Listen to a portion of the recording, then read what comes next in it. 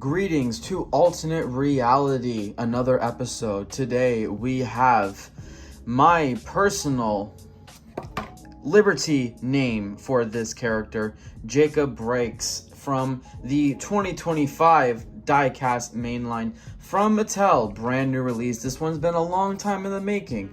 Appeared in Cars 3 way back in 2017, of course, so that was 8 years ago. Crazy to think about, but at least eventually Mattel did come around and release this car from the movie, even though it only appeared in the background for a couple seconds. You don't really get too many good shots, but they all count, right?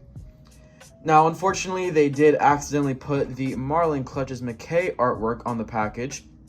Granted, a real artwork was never provided by Pixar, so that's why Marlon is on this packaging. So for the nerds, yeah, you're obviously going to tell this is not the same character, but maybe to the casual person, their mindset is, well, it's another security car, it's black and white, who's really going to know? But at least they got the name right, And on the back, you can even see other ones that you can collect this year, like Pat Traxon, who is the same model, weirdly enough, and Car Stream McQueen with Headset, another new release that we may be getting to in a future video. Now that we have him out of the packaging here, we'll do a really nice deep dive and discussion on this guy because I have been looking forward to this car for a very long time. I love the expression, very stern, just looking off to the side. Always appreciate those expressions. The nice, just flat, dark black finish really complements everything. I love the white on the side right here, the white side panel, and on the roof just contrast things very well. And I think it's only fair if we do a side-by-side comparison with Pat Traxon here, who, like I said, same model, more or less. Only difference is that he does not have the antenna. That was patched up with something. I love the expression change. Thank goodness for the different expression. Otherwise, it would have been a little just lazy, But mouth mold is still the same, but as long as the eyes are different, then that just makes or breaks expressions. That can change an entire expression. And it's cool. You kind of see like the contrast of both of them, just one being mainly white, other one being mainly black with some white elements too, but obviously both being workers for the Piston Cup. Very fitting to compare them side by side.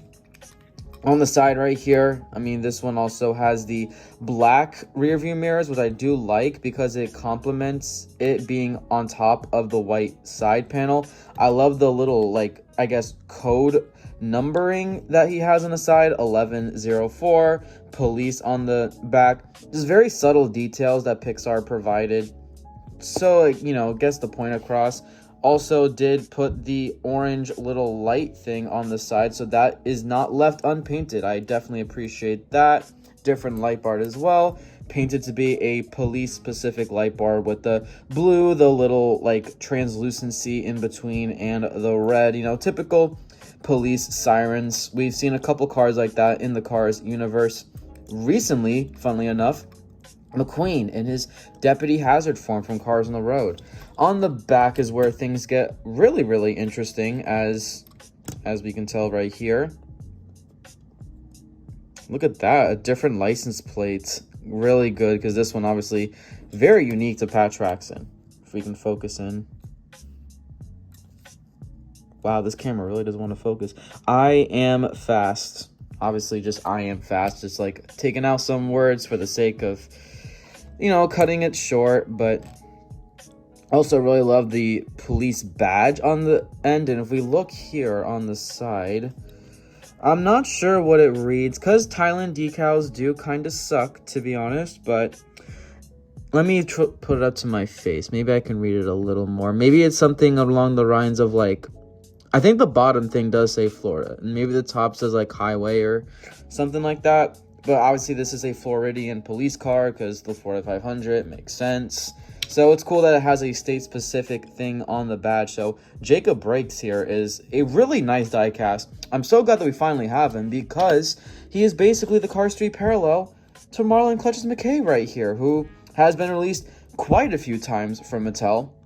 He's a very common item that you see, I would say, every other year, every 3 years. The last release was in 2022 as a single.